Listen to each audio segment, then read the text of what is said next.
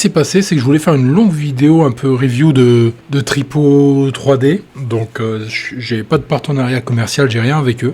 Je pensais donner des images, faire des objets 3D, les imprimer et voir un peu le résultat de tout ça. Mais très honnêtement, j'ai eu des petits soucis de fichiers avec un disque dur et j'ai perdu les sources audio de la plupart d'entre eux.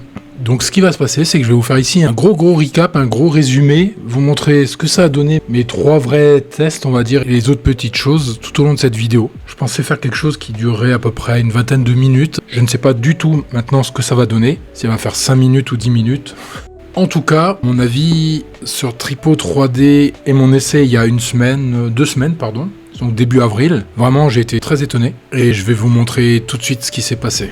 Alors au départ, je vais prendre un modèle d'un personnage, une femme barbare que j'ai créé. J'ai une vision des 4 angles, donc de face, arrière, gauche et droite, mais je vais faire le rendu avec une seule face et voir ce que ça donne. Vous allez voir que je vais avoir pas mal de soucis avec des cheveux qu'il a inventés et qui pendent un peu trop pour moi pour une impression 3D. Ça rendrait les choses un peu trop compliquées, sauf si bien sûr c'était une commande.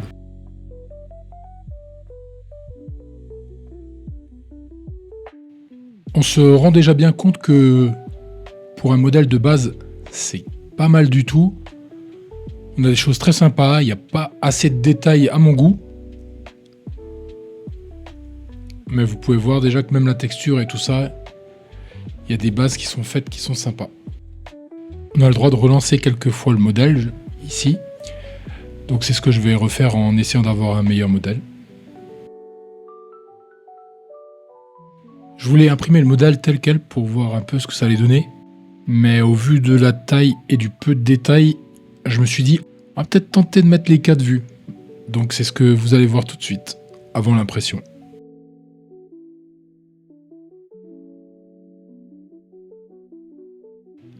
Et enfin, sous Bamboo Lab, je prépare l'impression. Je reviens un peu sur le modèle, mais vous allez voir que avec 4 vues, le rendu est quand même top. On a beaucoup de détails, on a des choses qu'on n'avait pas du tout sur la version avec une seule image, qui est un peu normal, mais vraiment c'est très intéressant comme résultat. Je vais apporter quelques petits correctifs au fichier. Étant donné qu'elle avait des tatouages, ça fait des trucs un peu dégueulasses par rapport à l'impression 3D, donc bon, je lisse un peu les objets. J'ai également profité de lancer la génération en partie de la figurine. Comme ça, quand tout était en place, ça avait l'air sympa, mais au final, un peu déçu du résultat. Je pensais qu'on avait un peu plus de contrôle. Alors peut-être qu'en fouillant un peu, on a plus de contrôle. Mais ce que j'ai eu là m'a vraiment déçu. Vous allez voir le visage. Voilà. Ça se passe de commentaires, je pense.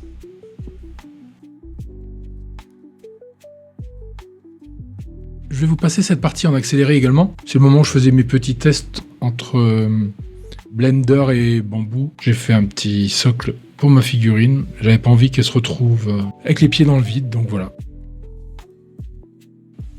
Je la replace dans le slicer et je recommence mes petites opérations. J'ajoute mes supports. Vous avez ici l'impression de la figurine en petite, tout de suite suivie par la grande que je viens de faire. Et là, un problème n'arrive jamais seul. Mon fil était un peu trop humide et j'ai un support qui a lâché pendant l'impression. J'ai eu un petit regain de motivation et du coup j'ai créé quelques autres modèles et je me suis dit je vais essayer d'en imprimer d'autres. Donc voilà, vous avez quelques résultats vus sur Blender. Entre temps, j'ai remis mon fil à sécher.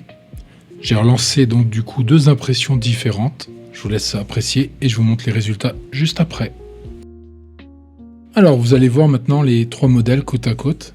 Donc celle qui a malheureusement un problème aux cheveux. Vous allez voir quand même que le rendu est vraiment magnifique. À savoir qu'elles font 9, 12 et 15 cm respectivement. Et waouh, franchement j'ai été impressionné quand même par le rendu. Alors là vous voyez un peu les couches, mais c'est normal, c'est avec une lumière. Et là le seul défaut qu'a eu mon Cthulhu, c'était en dessous, je ne sais pas pourquoi.